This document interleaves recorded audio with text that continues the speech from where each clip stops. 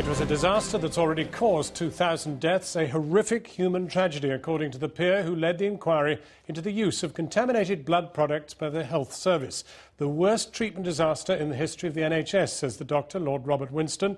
The independent inquiry reported today, with the authors accusing government and scientific agencies of taking far too long to recognise the dangers of hepatitis C and HIV in blood imported from the US in the 1970s and 1980s. Our political correspondent Victoria MacDonald reports. They had waited so long for this inquiry into blood contamination. The haemophiliacs infected with hepatitis C, HIV or both, and the families of those who have already died. It was, according to Lord Archer of Sandwell, a horrific human tragedy. A full public inquiry into this issue should have been held much earlier to address the concerns of the haemophilia community. The procrastination in achieving national self-sufficiency to avoid the use of high-risk blood products from overseas had disastrous consequences. He said it was pointless saying who is to blame, though it was hard not to look for culprits. The threat of disease was known in the 70s and 80s, and there were suspicions about the blood imported from America and taken from the likes of drug addicts. Yet the report authors were dismayed at the time officials took to respond. Matt Gregory had come from his home in Derby today to hear all this, to hear the reasons why he is HIV positive. We knew that there were problems, but we were always led to believe that they were unavoidable or just, accidental and nothing could have been done about them. But with the Freedom of Information Act, we got so many documents which led us to believe that people had misled us horribly. An apology would be nice, but who's to apologise? There's so many people involved, from the pharmaceutical companies all the way down the line. An apology would almost be meaningless now. The numbers affected are stark. Of the 7,000 haemophiliacs in the UK, more than 4,500 have been infected with hepatitis C, more than 1,200 were also infected with HIV, and nearly 2,000 have died. And now there's the spectre of variant CJD. Last week it was announced a post-mortem had indeed found the disease in the spleen of one haemophiliac, though it wasn't what killed him. What has caused so much anger and such a sense of betrayal is the refusal of successive governments to hold their own inquiry into the contamination of the blood. The view has always been, we know everything that there is to know. But what this inquiry came up against was documents that had been destroyed or blacked out or quite simply withheld. And officials at the Department of Health here refused to participate. Today, Lord Morris, who instigated the inquiry, finally took hold of the report. It's pointed out, of course, that people who were terminally ill crossed the country to give evidence here at Westminster to this independent public inquiry. And it's pointed out that people here in Whitehall were not prepared to cross the road. The Scottish Government has announced a statutory inquiry, but here ministers would only say they are studying the recommendations, which include ensuring financial help is given to victims and their families, and that effort is put into identifying those infected, but who may not yet know it. Some of those caught up in what the inquiry called a horrific tragedy, here to see if they'd get an explanation. Nearly 2,000 haemophiliacs have already died after being infected with HIV and hepatitis C. Thousands more, like Hayden Lewis, are living with the conditions. Many were treated using blood from American prisoners and other donors at high risk of carrying infection. This wasn't a public inquiry. The government's always refused to hold one, though the Scottish government's promising one. Lord Archer volunteered to conduct this investigation and concluded there have been many failings. He criticised delays of several years in stopping blood supplies from abroad. Patients weren't properly informed, not always told they'd been infected, and the problems with American blood supplies resulted from putting money before safety.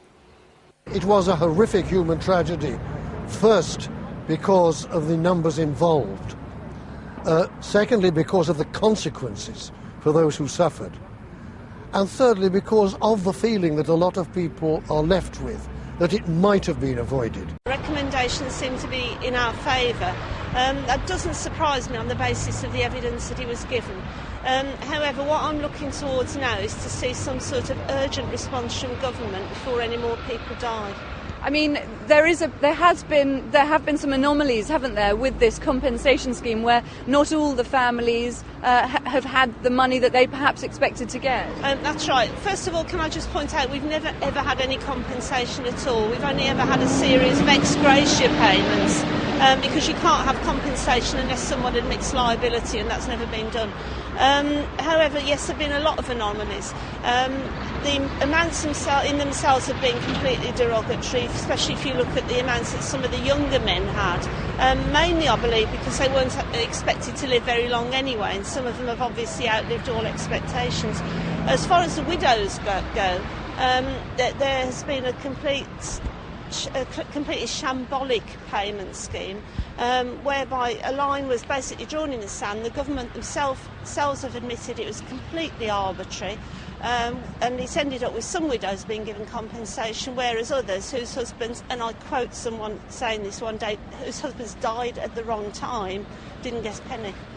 Now, Lord Archer also mentions in this report a sense of betrayal and also anger amongst families. Do you think that this will help people now to move forward? Do you think it will help in some way? I don't think words are going to help as much as action. I think what we need now, as I said, is to see some very swift action from the government. It will obviously help to know that he sympathises and that he has brought a lot of what happened out into the open. All we've ever wanted is the truth and some justice. He's given us the truth. Now we're looking towards the government for justice. He also criticised the government at the time for the slowness of realising that actually these blood products ran a high risk of contamination. Is that something that you would welcome? I certainly welcome that coming out, yes.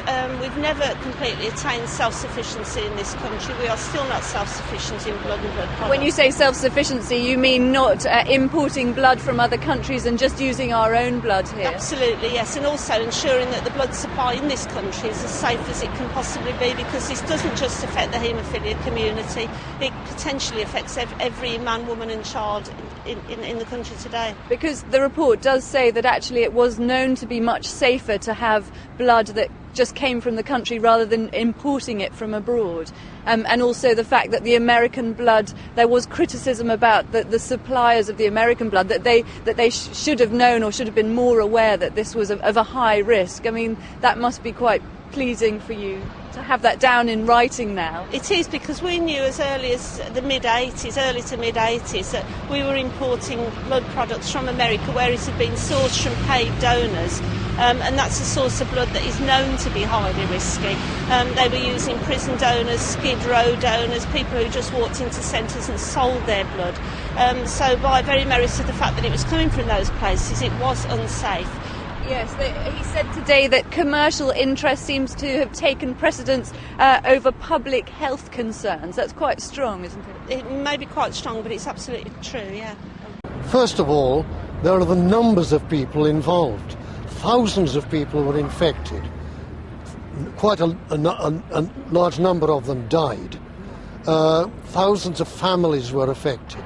So the sheer scale of the tragedy makes it one of the worst disasters. But secondly, the impact on the individuals who were infected. Many people were never able to work again. Many people were reduced to poverty. Quite a lot of people died, so that families were destroyed. It would be difficult to imagine something which caused more sheer human misery than what happened on this occasion. The Department of Health has said it'll study the report findings in detail.